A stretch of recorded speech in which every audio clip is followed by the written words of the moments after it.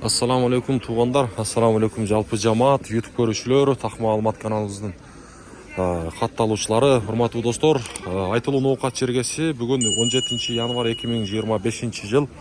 Аптанын бүгүн жума күнү, баарыңыздардын ыйык жумаңыздар маарек болсун.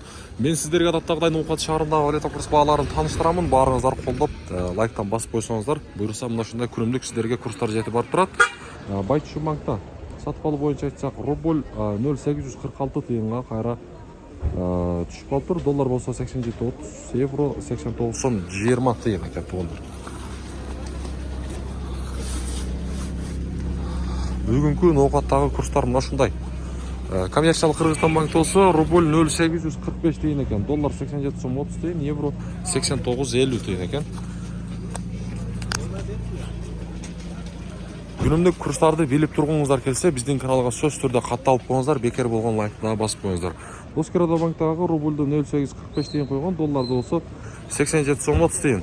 Акча алмаштыруучу жерде болсо, валютчиктерде рубль 0,845 тыйын, доллар 87.30 тыйын. Түштөн кийин дагы тугандар курс көтөрүлүп калышы мүмкүн. Буюрса ал нерсени дагы көтөрүлсө, мен сиздерге дагы көрсөтөмүн.